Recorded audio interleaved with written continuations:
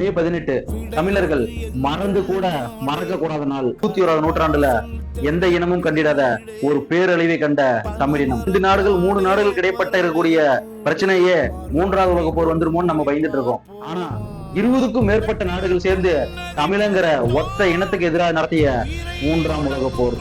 மே 2009 இறுதிக்கட்ட ஈழ போராட்டத்துல நோ ஃபயர் ஜோன் அப்படின்னு ஒரு இடத்தை குறிப்பிடுறாங்க. இந்த இடத்துல இருக்கக்கூடிய மக்கள் மீது எந்த தாக்குதலும் நடைபெறாது, அதனால நீங்க எல்லாம் அந்த ஒரு பகுதிக்கு வாங்கன்னு சொல்லி முள்ளிவாய்க்கால நோ ஃபயர் ஜோனா அறிவிக்கிறாங்க. இதை நம்பி லட்சக்கணக்கில் நம்ம தமிழ் மக்கள் அந்த இடத்துக்கு முன்னாடி வராங்க. அதுல ஒரு செக் போஸ்ட் போட்டு மறைச்சு அந்த உள்ள போறதுக்காக அந்த இடத்துல நம்ம தமிழர்கள் மீதும் தமிழ் பெண்கள் மீதும் நடந்த அட்டூழியங்களையும் அநியாயங்களையும் பொதுவெளியில சொல்ல கூட முடியாது. அதையும் மீறி தன்னுடைய உயிரை காப்பாத்திக்க அந்த முள்ளிவாய்க்கால் முற்றத்திற்கு வந்த லட்சக்கணக்கான நம்மளுடைய தமிழ் சொந்தங்களை கொத்து கொத்தாக கொன்றொழிக்கப்பட்டார்கள்.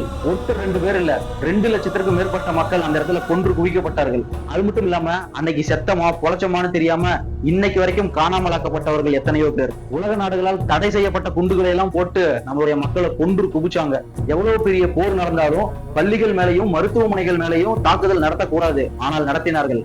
பிறந்த குழந்தைகள் மட்டும் இல்லாம வயிற்றுல இருந்த குழந்தைகளையும் வயிற்ற கிழிச்சு வெளியெடுத்து அந்த ராணுவ பூட்ஸ்களால தலையை மிதிச்சு கொல்லப்பட்டனர். இப்படி உலக நாடுகளால் அநீதிகள் இழைக்கப்பட்டு நம்முடையவர்களாலும் துரோகங்கள் இழைக்கப்பட்டு லட்சக்கணக்கில் தமிழர்கள் கொன்று குவிக்கப்பட்ட நாள் இந்த மே 17, 18, 19 நாட்கள்.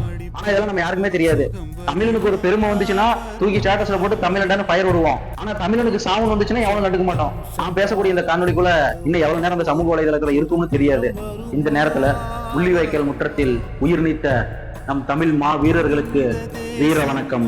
புள்ளி பதுங்குவதெல்லாம் பயந்து விட்டதென்று அர்த்தம் கிடையாது.